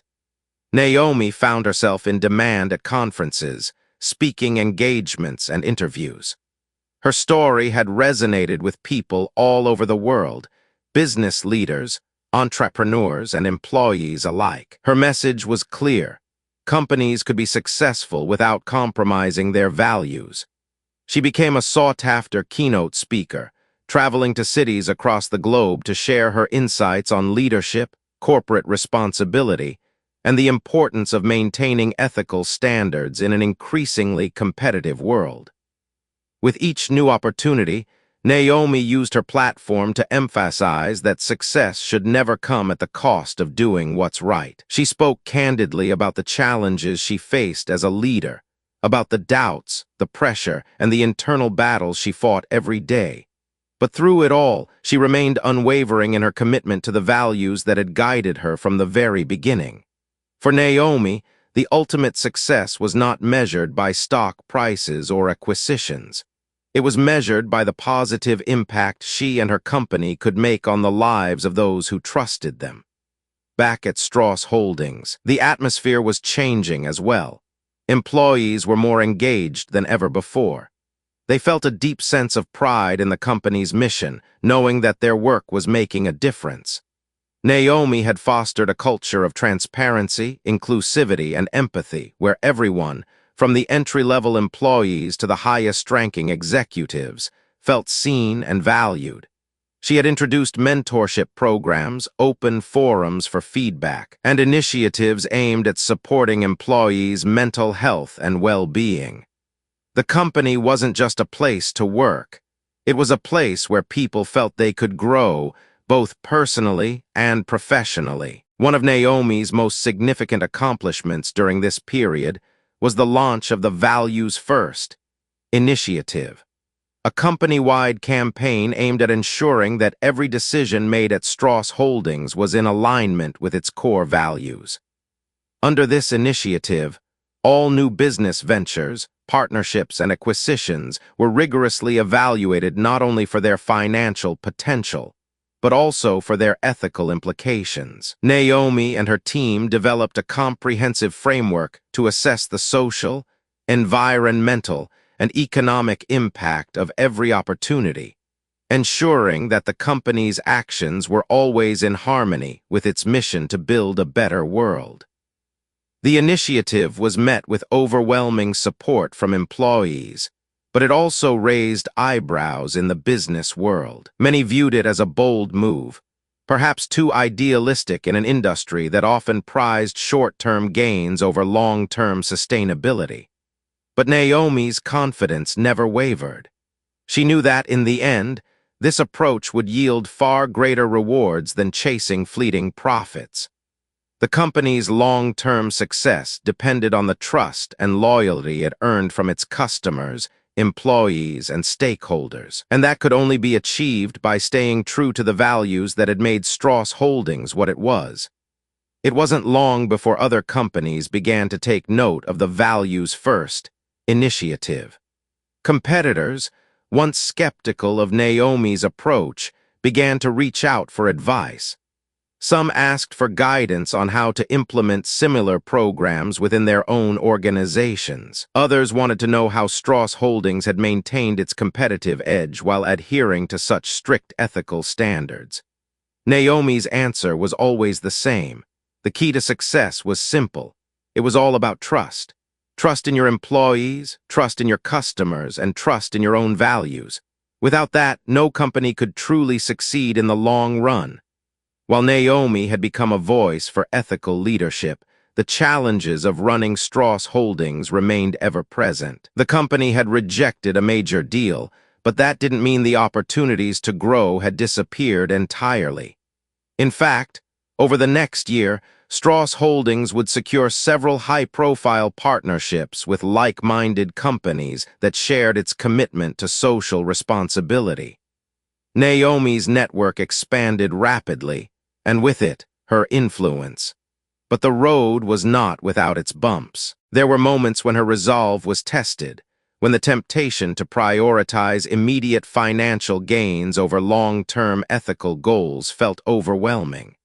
But each time, Naomi returned to the same guiding principle: integrity over profit every time.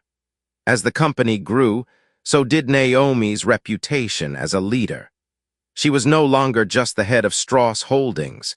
She was becoming a global ambassador for a new era of corporate responsibility. She was a living testament to the idea that businesses could thrive without compromising their values, and she proved that success wasn't just about what you achieved, it was about how you achieved it.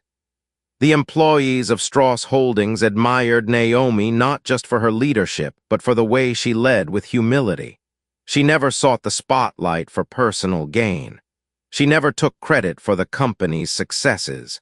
Instead, she was always quick to point out that it was the collective effort of everyone at Strauss Holdings that made the company successful. She was the embodiment of what she preached. Leadership wasn't about power. It was about service. It was about lifting others up, making them feel seen and heard, and empowering them to succeed. As Naomi stood in front of a crowd at one of her many speaking engagements, looking out over a sea of faces eager to hear her words, she couldn't help but reflect on how far she had come. From the waitress who had observed from the sidelines to the CEO of a global company, she had learned that true success wasn't about accolades or accolades. It was about the impact you made on the lives of others. The road to this point hadn't been easy.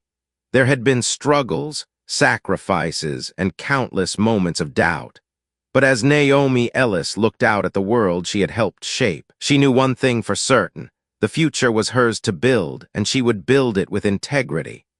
By the time Naomi Ellis had fully settled into her role as the leader of Strauss Holdings, the company had transformed in ways few could have predicted. While the external growth was evident, more partnerships, increased market share, and improved financial performance, the true transformation was internal. The culture at Strauss Holdings had been reshaped from the ground up, guided by the core principles that Naomi had championed from day one: integrity, transparency, and respect. Naomi knew that her vision of a company that prioritized human values over pure profit was not a short-term experiment. It was a long-term commitment. And as much as the board had initially doubted her decision to reject the multinational conglomerate's offer, they were now beginning to see the fruits of that choice. Strauss Holdings was thriving, not just because of its technology or innovation, but because of the way it operated, honestly, responsibly, and ethically. Yet, while the company had achieved remarkable success, Naomi couldn't help but wonder if the journey she had taken was truly representative of the values she had so often talked about. She had achieved what many would consider the pinnacle of success, leading a growing, successful global enterprise. But for Naomi, the measure of her success was no longer about awards, recognition, or financial achievements. It was about something far more intangible: the impact she had on the lives of the people she worked with, the employees who depended on her leadership, and the communities she could help uplift. Her perspective on success had shifted. Naomi had always been driven by the desire to make a difference. From her days as a waitress, silently observing the behaviors of the powerful, to her current position at the helm of Strauss Holdings, she had been focused on the idea that leadership wasn't about taking from others. It was about giving back. Every decision she made, every initiative she pushed forward, was designed to create a lasting impact on those who worked for her, and on the world. It was around this time that Naomi launched a new initiative called Impact Beyond Business. The goal was simple. While Strauss Holdings would continue to grow and succeed financially, it would also actively contribute to the betterment of society, using its platform and resources to address critical global issues. From sustainability efforts to community outreach programs, Naomi wanted the company to be known not just for its products, but for its willingness to invest in the world at large. The initiative started with small steps. Strauss Holdings began sourcing more sustainable materials for its products, partnered with environmental organizations, and provided employees with paid volunteer days to contribute to local causes. But Naomi wasn't satisfied with just these early efforts. She wanted the company to do more, to make a meaningful, measurable impact. So she worked with her leadership team to establish a social responsibility division that would focus on larger, global issues such as poverty alleviation, education, and climate change. Naomi's belief in the company's ability to create real change was contagious. The employees were overwhelmingly supportive of the new initiative, and soon, Strauss Holdings became known not only for its cutting-edge technology, but also for its active role in solving some of the world's most pressing problems. The Impact Beyond Business initiative was widely regarded as one of the company's most ambitious and successful programs. It garnered attention from the media, NGO, and even government organizations, all of whom wanted to collaborate with a company that had demonstrated its commitment to corporate responsibility. One of the most significant outcomes of the initiative was the company's decision to support education in underserved communities. In partnership with several global nonprofits, Strauss Holdings launched an educational initiative that provided scholarships to students in low-income areas, offering them the opportunity to attend top-tier universities. The program also included mentorship, career development, and internships at Strauss Holdings, creating a pathway for talented young people to enter the workforce, regardless of their socioeconomic background. This, Naomi believed, was the essence of what she had always sought to achieve, not just success for herself and her company, but the ability to help others achieve success. But as the company's philanthropic efforts grew, Naomi found herself questioning the very nature of her own success. She was happy, yes. She had achieved more than she could have ever imagined when she started as a waitress, dreaming of a future that seemed so far out of reach. But now that she was here, sitting atop a thriving business empire, she was forced to ask herself one of the most difficult questions a leader could ask. Was this enough? Was the financial success, the partnerships, the growth, was it truly what mattered? As much as Naomi wanted to focus on the tangible impact Strauss Holdings was having, she couldn't ignore the internal struggles she still faced. The pressure to keep the company growing, to maintain the values she had instilled in it, was enormous. She had the support of her team, but there were moments when she felt isolated, when the weight of the decisions she had made and the responsibility of leadership felt overwhelming. She would often find herself late at night, alone in her office, reflecting on the long journey she had taken, and wondering what the next chapter of her life would look like. One evening, as Naomi sat at her desk, reflecting on her journey, Elliot walked in, unannounced, as he had often done when they were discussing big decisions. Naomi looked up from her papers and smiled. "You always know when I'm deep in thought, don't you?" she asked. Elliot chuckled. "I think I've learned how to recognize the signs. You've been quiet lately." Naomi leaned back in her chair, her fingers tracing the edge of her desk. "I've been thinking about what success really means. I've accomplished so much and the company is thriving, but sometimes I wonder if I've lost sight of what I'm truly trying to achieve. I've spent so much time building this business, ensuring that we're doing the right thing, that I've forgotten what it was all for in the first place." Elliot sat down across from her, his gaze steady. "Naomi, you've built more than a company. You've built a legacy. And more importantly, you've shown the world that business can be about more than just profits. But I understand what you're saying. Leadership isn't just about what you build. It's about who you build it for. The impact you have on the people around you. The change you create in the world. That's what will define your success, not just the bottom line." Naomi nodded slowly, feeling a sense of relief wash over her. Elliot was right. She had been so focused on growing Strauss Holdings that she had forgotten the reason why she started this journey in the first place. to make a difference. She didn't need to measure her success by the size of the company or the wealth it generated. She needed to measure it by the lives she touched, the communities she helped, and the values she instilled in everyone around her. The conversation with Elliot had reminded her of something important. Success wasn't about achieving perfection or reaching the highest rung on the ladder.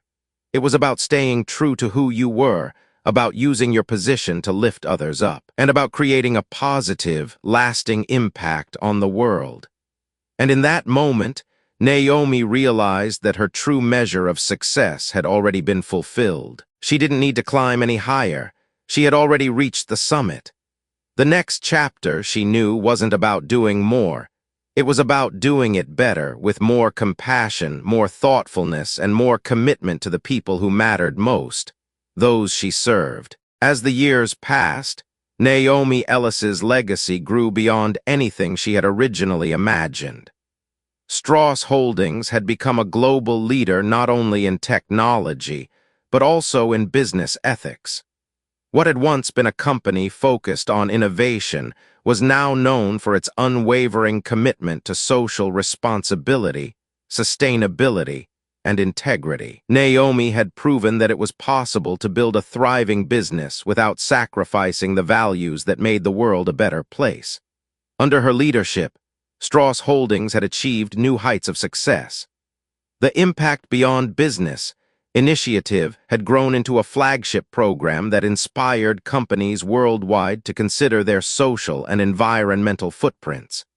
The company's products were now manufactured using sustainable materials. Its supply chain was transparent, and it was regarded as one of the most responsible companies in the tech industry. Yet, despite all of this progress, Naomi never lost sight of the principles that had brought her to this point. In the years since the initial rejection of the conglomerate's offer, Naomi had seen firsthand the power of sticking to one's values. When others took shortcuts or compromised their ethics to gain an advantage, Strauss Holdings had flourished by staying true to its core beliefs. Naomi had faced challenges, and there had been moments when the pressure to expand and grow had seemed insurmountable. But each time she had returned to the same guiding principle: success without integrity was hollow. It was the unwavering commitment to those values that had propelled Strauss Holdings forward. Now, as Naomi looked at the company's success, she knew that it was time for another transition. She had spent years at the helm, guiding the company through its most significant growth. But as her own journey as a leader evolved, Naomi began to think about the future of Strauss Holdings without her in the leadership seat. It wasn't a decision she took lightly. She had always been committed to the company's mission, and the thought of stepping down filled her with uncertainty. But Naomi knew that leadership was not just about holding a title. It was about preparing the next generation to lead. Naomi had always understood the importance of mentoring and developing talent within the company. From the very beginning, she had worked to create a culture of collaboration, trust, and empowerment. She had made it clear that leadership at Strauss Holdings was about service, not control. As the company grew, she made it a priority to invest in the development of the people around her. It wasn't just about teaching them the technical skills they needed. It was about helping them build the character and integrity necessary to lead with compassion and fairness. And now, Naomi had found the person she believed could take the reins. Elena Ramos, a rising star within the company, had joined Strauss Holdings several years ago as a junior executive. Elena's sharp mind and natural leadership abilities had quickly made her a standout, but it was her values, her deep commitment to ethics and social responsibility, that truly set her apart. Elena had become Naomi's right hand, overseeing the implementation of several key initiatives within the Impact Beyond Business program. It was clear to Naomi that Elena not only understood the company's mission, but had the drive and vision to take it to the next level. Naomi sat down with Elena one afternoon in her office, the two of them talking about the future of the company. It was a conversation Naomi had been preparing for, but one that was still difficult to begin. "Naomi, I know you've been thinking about this," Elena said, her voice steady and confident, yet filled with an understanding of the gravity of the conversation. "But I don't know if I'm ready. Strauss Holdings has become everything you envisioned. It's your legacy. I don't want to let you down." Naomi smiled softly, her eyes warm with affection for the young woman who had become a close ally. "Elena, I've seen what you're capable of. You're not here by accident. You've worked hard to prove that you can lead with the same integrity and compassion that we've built this company on. The question isn't whether you're ready, it's whether the world is ready for you." Elena looked at Naomi, her eyes filled with emotion. "I've learned so much from you, Naomi. You've shown me what it means to lead with heart, but I know this is going to be the hardest challenge of my life. Can I really live up to the standard you've set?" Naomi leaned forward, her voice full of quiet strength. "You don't have to live up to my standard, Elena. You have to create your own. Leadership isn't about replicating someone else's success. It's about forging your path and inspiring others to do the same. If you're true to yourself, and true to the values we've worked so hard to establish, I know you'll lead Strauss Holdings into its next chapter with grace and integrity." The weight of the conversation was palpable. Naomi had seen this day coming, but it was still difficult to admit that it was time to pass the torch. She had built Strauss Holdings from the ground up, transforming it from a company focused on technology to a company with a purpose.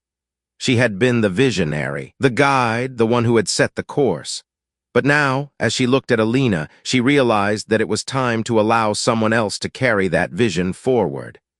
In the months that followed, Naomi worked closely with Elena, preparing her for the transition. She was meticulous in her approach, ensuring that the company's mission, culture, and values were passed on seamlessly. It wasn't just about leadership strategies or financial goals. It was about making sure that Elena understood the heart of Strauss Holdings, the essence of what had made the company different from the very beginning. As Naomi began to step back from the day-to-day responsibilities of running Strauss Holdings, she found herself in a reflective mood. It was a strange feeling, relinquishing control, but it was also liberating. Naomi knew she had done everything she could to build the company into something meaningful. Now, it was time for Elena to carry that vision forward. On the day of Elena's official appointment as CEO, Naomi stood alongside her, a sense of pride swelling in her chest. The board of directors had voted unanimously in favor of the transition, and the announcement was met with widespread support. Strauss Holdings was in good hands. As Naomi watched Elena take the stage to address the company, she couldn't help but feel a sense of peace. This was the culmination of everything she had worked for, not just building a company, but ensuring that the values she held dear would continue long after her time as CEO. The legacy she had created was not one of power, wealth, or accolades. It was a legacy of leadership that had made a tangible difference in the world, and now it would be carried on by someone who truly understood the importance of integrity and compassion. Naomi may have stepped down as CEO, but she knew her work was far from over. She would continue to mentor, to guide, and to contribute to the company in any way she could. Her legacy was not just in the position she held. It was in the impact she had made on the lives of those around her. And as she looked out over the room filled with employees who had come to respect and admire her, Naomi felt a deep sense of fulfillment. She had built something that would outlast her. She had created a company that valued people over profits, ethics over shortcuts, and compassion over competition. That was the true measure of her success. In the weeks and months following Elena Ramos's promotion to CEO, the air around Strauss Holdings felt different. Naomi Ellis, the woman who had led the company with unwavering principles, had now taken a step back from her role as the driving force behind the company's operations. It was a natural progression, one that had been years in the making. But even as she transitioned into a quieter role within the company, Naomi continued to watch closely, observing how Alina would steer the ship she had so carefully helped to build. Naomi's presence at the company hadn't diminished, but her role had evolved. She now focused on strategic mentorship, working with the leadership team to ensure that the culture of integrity, transparency, and responsibility remained the cornerstone of every decision made at Strauss Holdings. Her role was no longer one of the CEO, but one of a guide, a compass for Alina and the entire company to ensure that the vision Naomi had set out so many years ago was still being honored. The change, however, was not without its challenges. Alina, though immensely capable and a natural leader, had large shoes to fill. It wasn't just the financial success or the strategic partnerships that she had inherited. It was the company's entire ethos, its commitment to corporate responsibility, the trust it had built within the industry, and most importantly, its promise to its employees that integrity would always come before profits. It didn't take long for Alina to realize the weight of what she had inherited. Every decision she made, every move she made in her new position, was scrutinized by employees, investors, and the public. They weren't just watching her manage the company's growth. They were watching how she would carry forward the legacy that Naomi had built. But Alina had one advantage that few other leaders had. She had Naomi by her side. Over the months, Naomi's mentorship played a crucial role in helping Alina navigate the complexities of leading a company that had become a symbol for ethical business practices. The guidance Naomi provided was invaluable. She didn't just teach Alina about the numbers or the technical aspects of business leadership. She taught her the deeper lessons about leadership that transcended the balance sheet, the lessons about leading with humility, empathy, and a relentless commitment to doing what's right, no matter the cost. It was during one of their regular meetings that Alina asked Naomi a question that had been on her mind for weeks. "Naomi," Alina began, her voice hesitant but determined. "How did you manage the pressure of keeping everything aligned with our values, especially when so many others in the industry seem to prioritize growth above all else?" Naomi sat back in her chair, her gaze thoughtful as she considered the question. The room was quiet, save for the hum of the city outside the window, and for a moment Naomi allowed herself to reflect on the journey that had brought her here. "It wasn't easy," Naomi replied, her voice calm but tinged with the weight of experience. "There were countless times when the pressure to compromise was overwhelming. You'll face those moments, too. In fact, you're already seeing some of it now. The world wants results fast, but the kind of results that last, the kind of results that build a legacy, those are the ones that take time. You'll make hard decisions. You'll be asked to prioritize short-term gains over long-term vision, and that's when you'll need to dig deep."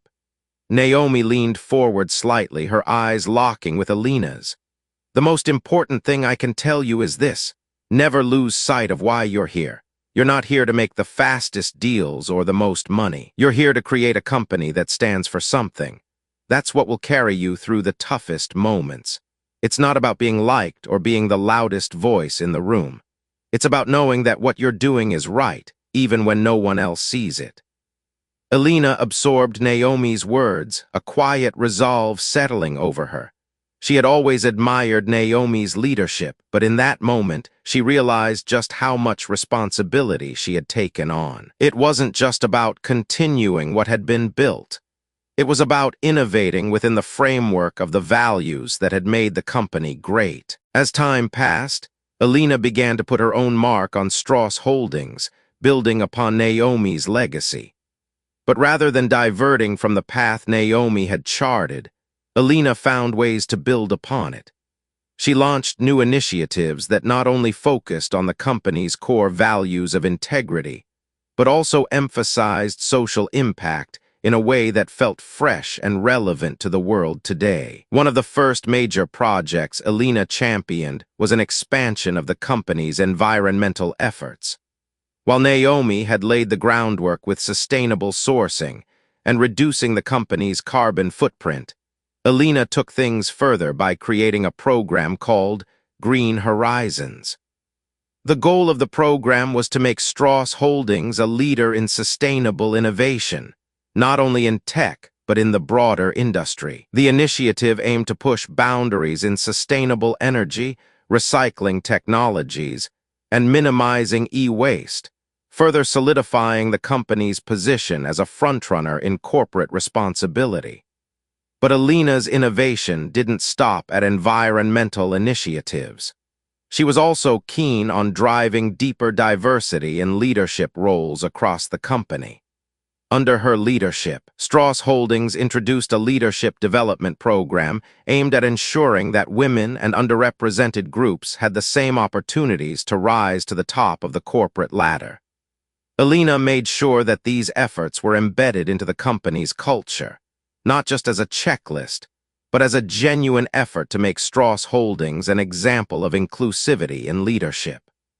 While these new initiatives were taking root, Naomi continued her work, staying involved in the company's overall strategic direction, but without the need to micromanage. She had seen the future in Alina, and now it was Alina's turn to lead.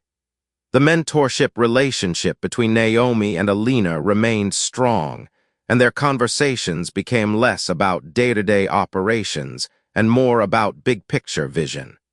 Together, they dreamed of a world where corporations didn't just profit. They made a positive impact on society, leaving a lasting legacy that benefited everyone. The bond between the two women, once mentor and mentee, now felt like a partnership.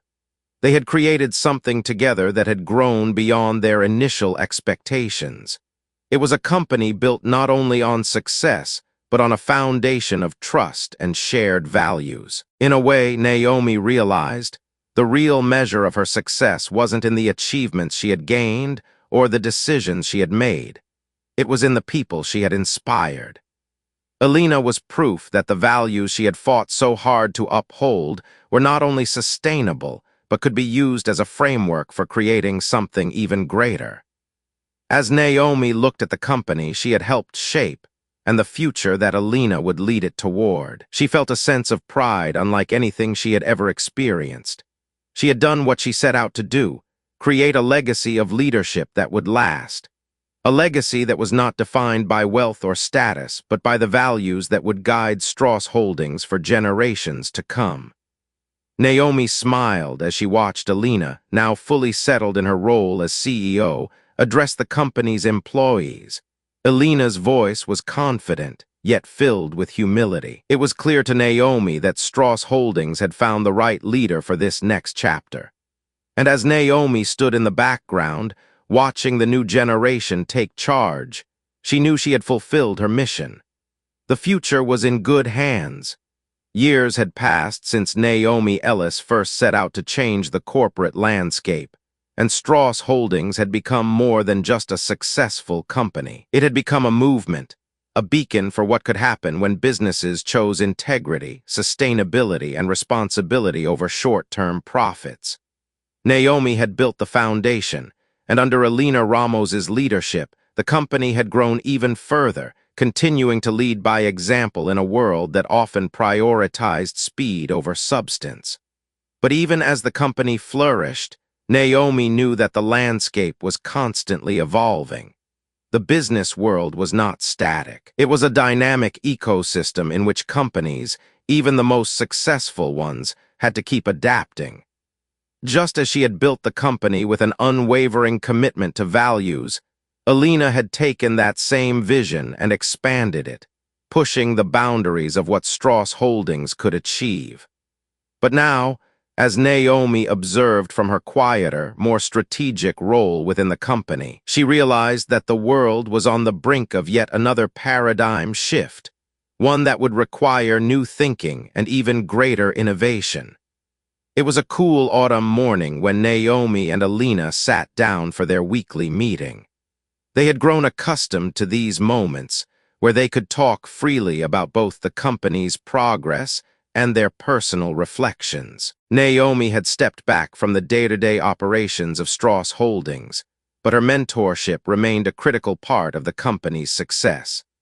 Alina valued these moments with Naomi, as they allowed her to learn from the wisdom of someone who had built the company from the ground up. "Naomi," Elena began, her voice reflecting the weight of a question she had been mulling over for weeks. "Do you think we've done enough to keep evolving? We've built a great foundation, but the world is changing faster than ever. Are we ready for what's next?" Naomi smiled, sensing the depth of the question. She had always known that leadership was not about staying static. It was about anticipating the future and being ready to adapt, even if it meant challenging everything that had come before. "Elena, you've done an incredible job carrying the torch forward," Naomi said, her voice warm with admiration. "But you're right, the world is changing. Technology is advancing at an unprecedented rate, and the expectations for businesses are shifting faster than ever. People aren't just looking at what a company can offer, they are looking at how that company is going to shape the world around them." Elena nodded, absorbing Naomi's words. She knew that Strauss Holdings couldn't afford to rest on its laurels. The company had done well to maintain its commitment to social responsibility, sustainability, and ethics. But the future, Elena understood, would require more. It would require innovation not just in technology but in business practices themselves. It would mean constantly redefining what it meant to be a leader. As Naomi and Elena continued their conversation, the outline of the next big step for Strauss Holdings began to take shape.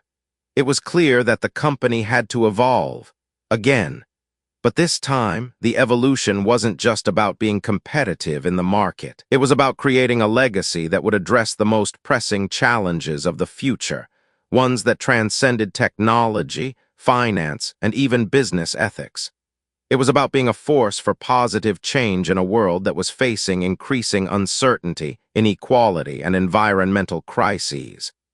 "We've always said that we lead with integrity," Naomi continued. "But integrity alone won't be enough to address the challenges ahead.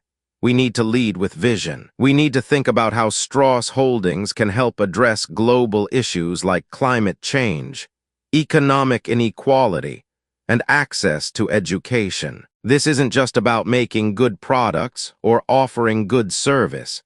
It's about how we can shape the future for the next generation." Elena was silent for a moment, reflecting on Naomi's words. She had always believed in the company's mission, but now, as Naomi spoke, she felt the enormity of what it meant to lead a company in an ever-changing world. She could see where Naomi was going with this. The challenge wasn't just in maintaining the company's reputation for integrity. The real challenge was how to innovate in a way that directly tackled some of the world's most complex issues. "I agree," Elena said, her voice filled with determination. "We've already started the Green Horizons program, and we're making real strides in sustainability. But what if we took it a step further? What if Strauss Holdings could play a major role in global education, or become a leader in developing technology that supports environmental regeneration instead of just sustainability?" Naomi's eyes sparkled with approval. Elena was thinking beyond what they had already built. She was beginning to see how Strauss Holdings could not just keep pace with the world, but lead the way. "Exactly," Naomi said. "The future is not about simply reducing harm. It's about creating systems that regenerate, that improve the world around us. What if we focused on not just green technology, but green businesses? Imagine Strauss Holdings building partnerships with emerging companies that share our vision. Companies that could help solve critical issues like clean energy, food security, and equitable access to technology." Elena was energized by the idea. She saw a new path forming, one that would involve not just their existing work, but an expansion into new territories of global significance. The next phase of Strauss Holdings was about thinking beyond the products they made and the markets they dominated. It was about leading the way in addressing the systemic problems of the world, using the company's platform to facilitate real, tangible solutions. Over the next several months, Strauss Holdings began to chart this new course. The company doubled down on its commitment to environmental regeneration, launching a new division dedicated to developing technologies and partnerships that focused on the restoration of ecosystems, rather than just their preservation. The company's partnership with educational institutions expanded, funding programs that provided students from underprivileged backgrounds with access to free courses in technology, engineering, and environmental science. Alina also pushed for a more radical shift in how Strauss Holdings would approach the concept of profit. She proposed that a significant portion of the company's profits be reinvested into initiatives that directly addressed issues like poverty alleviation, access to clean water, and expanding access to education. This would require a shift in mindset, from seeing profit as the end goal to viewing it as a tool to create systemic change. This approach was met with initial resistance from some quarters. Investors were cautious, worried about the financial implications of such an ambitious shift. But Alina and Naomi, having built the company on the foundation of trust and transparency, were able to engage their stakeholders in meaningful dialogue. They shared their vision of a future where Strauss Holdings was not just a company that existed to generate profits, but one that actively shaped a more equitable, sustainable world. Slowly but surely, the company's direction began to take root, and the impact of their efforts grew. Strauss Holdings became a recognized leader not just in technology, but in global social responsibility. The company's success was no longer measured by its quarterly earnings, but by its ability to drive systemic change in the world. Looking back, Naomi felt a profound sense of pride. She had always known that leadership wasn't about holding onto power. It was about empowering others to lead in their own right. In Alina, she had found a successor who not only understood the values of Strauss Holdings, but was ready to take those values to new heights. Together, they had created something more than a company. They had created a movement. As Naomi stepped further into her new role as a mentor and advisor, she knew that the future of Strauss Holdings was secure. The company was no longer just a business. It was a legacy of leadership that would inspire generations to come. And with Alina at the helm, that legacy was destined to thrive. The world was changing at a pace that sometimes felt impossible to keep up with. But for Strauss Holdings, the pace of change was exactly what they had been preparing for. Naomi Ellis had set the stage with a vision for business that blended innovation with social responsibility. And Alina Ramos, now the CEO, had taken that vision even further, applying it to some of the world's most pressing issues. The company had come to embody what Naomi had always believed was possible: success without compromise. As Alina continued to build on the foundation of Strauss Holdings, there was one thing that remained constant: the company's commitment to shaping a better world. The principles of integrity, sustainability, and ethical responsibility weren't just buzzwords. They were the pillars upon which the company had been built. And they were the guiding force as the company looked to the future, facing new challenges with the same relentless drive that Naomi had instilled. But Naomi, who had led Strauss Holdings for so many years, knew that the time had come for her to let go fully. She had already stepped back from the day-to-day leadership, but there was one final task she had to complete. She needed to ensure that the company was in good hands, not just for today, but for the decades to come. This task wasn't just about making sure the company continued to grow. It was about making sure that its values would continue to guide it, even long after she had taken a step back from the spotlight. It was during a quiet evening, sitting in her office overlooking the city, that Naomi received the call. She had been considering the legacy she wanted to leave behind, but in that moment, she realized that it was the next generation that would carry it forward. The call came from Alina, and Naomi could hear the excitement in her voice. "Naomi," Alina said, "we've been getting more recognition for our impact beyond business initiative, and I think it's time we take it to the next level. We've already accomplished so much, but I believe there's a greater opportunity here to drive a more systemic change, something that could influence the entire industry and beyond." Naomi smiled, feeling a deep sense of pride. Elena had always shared her vision, and now she was ready to take it further. It was clear to Naomi that Strauss Holdings was evolving once again. But this time, it wasn't just about growth or scaling. It was about solidifying the company's position as a global leader in redefining the role businesses could play in shaping society. "What's on your mind?" Naomi asked, leaning back in her chair.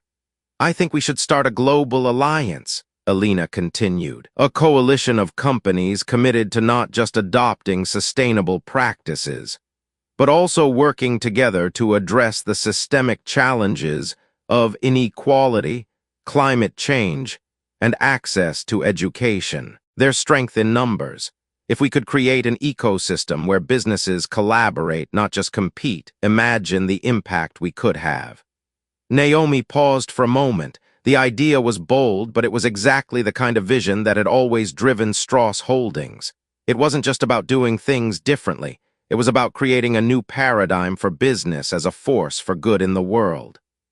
"I like it," Naomi said, a sense of excitement building in her chest. "You're right, this could be the future. But it's going to take time, trust, and a lot of effort to convince other companies to come on board. It'll require a level of transparency and commitment that the business world hasn't seen before." Elena's response was filled with conviction. "I'm ready for it. We've been laying the groundwork for years, and now it's time to take the next step. The world is watching us, Naomi. I think it's time for us to set the example for others to follow." The next several months were a whirlwind of activity. Elena, with Naomi's guidance, reached out to other business leaders, carefully building relationships with companies that shared Strauss Holdings' commitment to integrity. They sought out those who were already pioneers in social responsibility and sustainability. Elena and Naomi hosted summits, where like-minded leaders gathered to discuss how to align their efforts and create a platform for collective impact. It wasn't easy. There were always doubts, hesitations, and fears about collaboration. But with each conversation, the network grew and momentum began to build. By the time the first global summit took place, the alliance was no longer just an idea, it was a reality. Dozens of companies, spanning industries from technology to energy to finance, had signed on to be part of this global movement. They called it the Common Good Coalition, a name that reflected their shared commitment to working together for the greater good of society. Naomi watched from the sidelines, feeling a deep sense of satisfaction. This wasn't just about Strauss Holdings anymore. It was about something much bigger.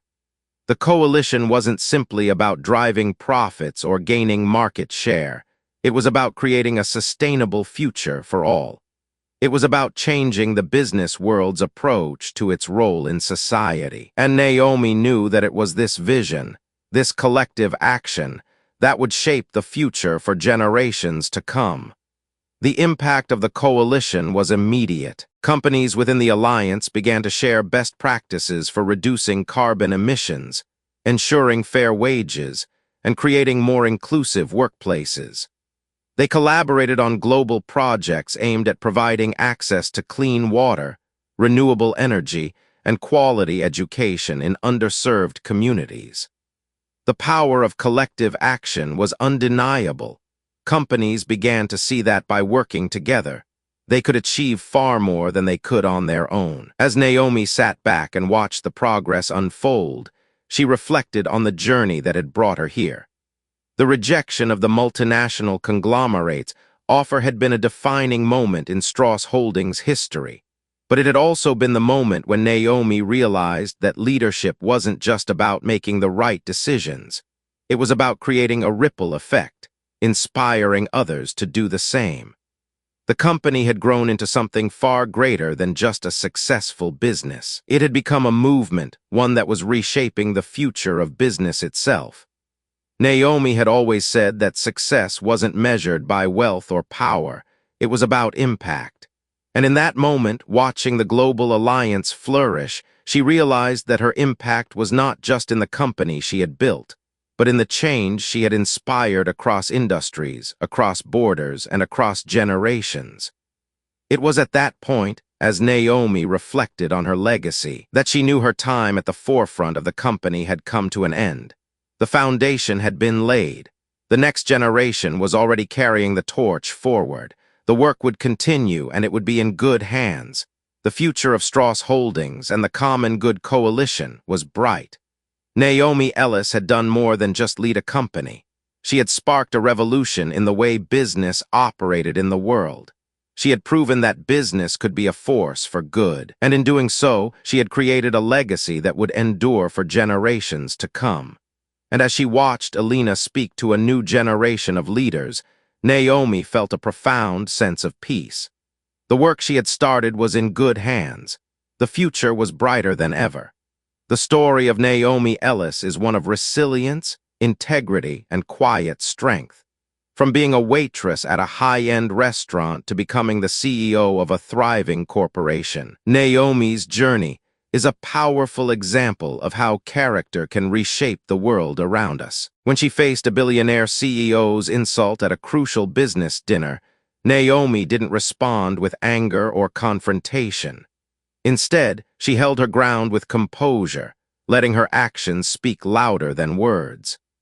The moment of conflict sparked a chain reaction that ultimately cost the CEO a $3.5 billion deal, revealing the power of respect and dignity in business. Naomi's strength didn't just win her respect, it revealed the flaws in a system that valued power over human dignity. With the support of Elliot Strauss, a seasoned investor who recognized Naomi's potential, she moved beyond the corporate world's limitations and took a stand for what truly matters: integrity. Under her leadership, Strauss Holdings grew into a company that not only prioritized innovation, but also embraced its responsibility toward the environment, society, and its employees. Naomi's unwavering dedication to creating a business with a purpose inspired others to follow her example. The global alliance she helped form, known as the Common Good Coalition, marked the beginning of a new era where businesses collaborated to tackle systemic global issues. Naomi's story doesn't just end with financial success. It's about legacy, the impact one person can have on an entire industry, and the idea that leadership is not about control but about service. Through her mentorship and vision, she ensured that her company's values would be carried on by the next generation, cementing her place as a pioneer for ethical leadership in the business world.